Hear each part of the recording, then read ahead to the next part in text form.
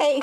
We're back with Shauna at Red Shed Soap, and this time we're making the hot process soap. And it begins the same way, except for I have melted my oils in a pan and then poured them into my hot crock pot. So I'm just going to take my lye, my handy dandy safety glasses. Safety first. Okay, and then do it exactly the same way that we started the hot process or the cold process.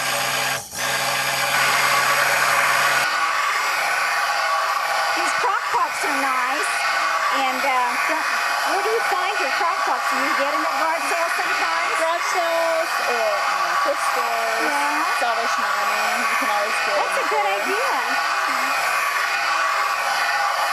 Now, of course, your utensils that you use for the soap have to be dedicated to the soap. Yes. You wouldn't want to take your good pan out and make soap in it and then take it in the house, but you want to watch your soap, and it's really good to have good light because you can see the top of your soap, how it's acting, and when it gets close to trace, because it will look kind of gritty, and then all of a sudden it'll just look smooth and like that, just a sheen on the top. I love the transformation that it goes through when it's soaping. Yes, and then and like I say, you just want to watch for a false trace, because some people may think that that's a trace because you can see the design on the top, but you stir it down and it thins back out. So Shauna, when you first started making soap, did you take it out at the false trace at the wrong time? I've messed up a lot of soap, and so that's okay, because that's how you learn. And so if you're making soap and you're trying this at home, don't worry about making mistakes. You can never succeed if you don't make mistakes. So yeah, my first few batches of soap were so brittle. I did not know what I had done wrong, and so I just put them in a box and said, forget it, soap making is not for me. Oh, really? I'm so glad you persevered.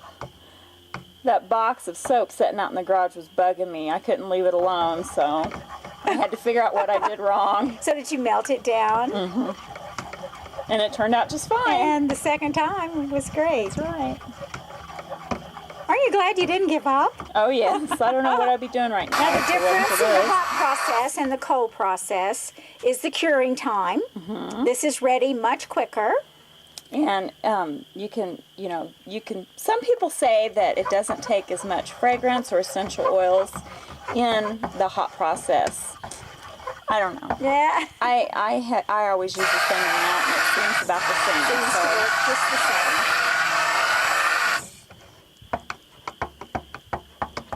Now we have to let this come to trace before we pour it into the mold. Well, it'll come to trace actually, and then we will put our coloring in it, and then once our color's blended through, after that, about an hour after that, then we put our essential oils in. Oh, so we let it cool. Right, it'll still be cooking, and then right before we put it in the box, right before it's done, then that's when we add our essential oils. And that way your essential oils aren't heating up. So this has to cook a long, long time, not just come to trace. It was the other process. The cold process. Come to trace, we poured it in the mold. And this one we cook and cook and cook and stir and cook. So we obviously are not going to do that all on the tape, but we will come back when it's time to cut the soap. Well, it's been about 2 hours now, and as you can see, the consistency is quite different. Starting to get a little translucent compared to what it was earlier. And you can hear it. Just a little bit of hissing. And that's just the steam. Hear it? That's the steam coming up. Oh, I heard that little puffy. You want to be really careful when you start to stir it, because that steam is just right under the surface. And you can tell the consistency is so different now.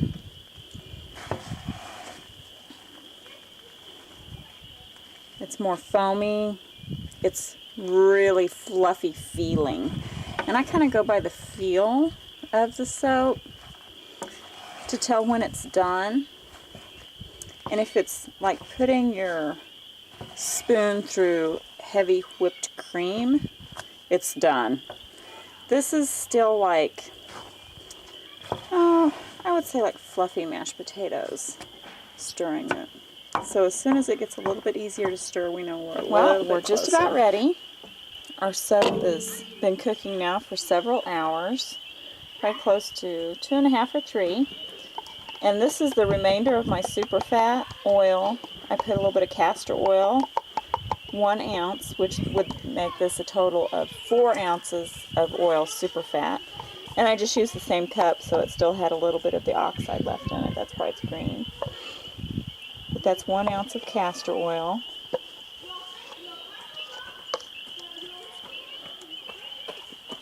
Okay. Now I'll just stir that in. Now we're going to add our essential oils because we've checked the temperature of our soap and it's below our flash point of our essential oils. And I did double check my flash points because sometimes they're not written on the containers. The patchouli is pretty high. It's a little over 200 degrees, and the Lang Lang was about 180 degrees flash point.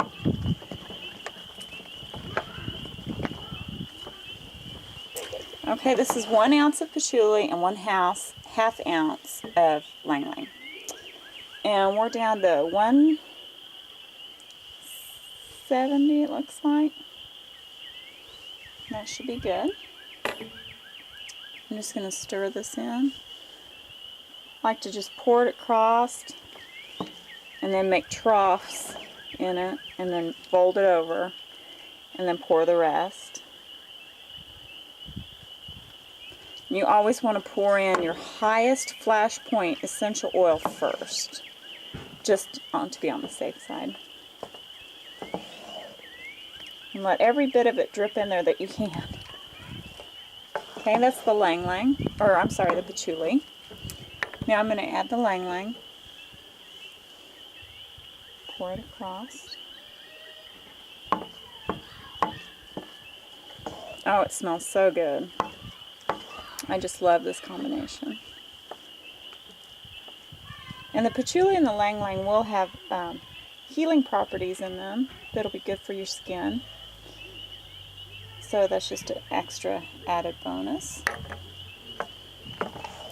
You just want to blend it well. We're going to use, and this is just a wooden box that I've taken the plastic and cut to fit inside the box. I'm using this end, and this is a movable end. So we can make it different sizes according to what we have. I'm going to turn this around real quick so that I can have the short side. Okay. And this is kind of different than the other because you kind of got to plop it in there. I can't really think of a better word to use besides plop. And you just want to push it against the sides, your first spoonful. Make sure it's in the corners well. And I love these little quick grips. They make it so easy and handy to hold your sides Just amazed up. all of that fit in that soap mold. It looked like there was so much more in the crock pot than in the... Oh, I know. It can be really deceiving. So it's good if you want to try, if you're going to make your molds, what I suggest to do is fill your crock pot up full of rice. You don't want it to be too full when you put your oils and things in it because it will run over. So just fill it full of rice, and then when you make your molds, pour your rice in your box to see how much space you're going to need. And that way, you only have to make a box one time. You don't have to take it apart. That's a really good idea.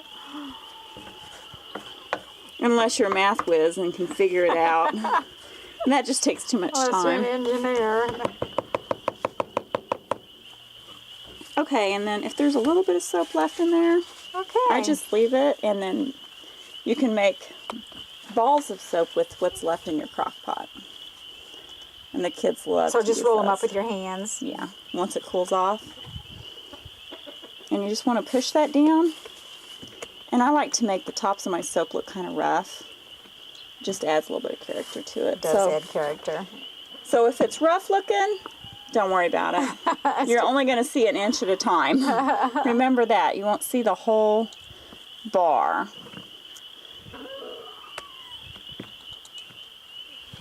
Well, Shauna, it looks like we're almost finished with our day of soap making. Yes. Thank you so much for having us over. It has been so informative. And we love being out here on the farm. And there's the chickens free ranging. And that's Rattler going there. Shauna named him Rattler because he's mean as a snake. But he's beautiful.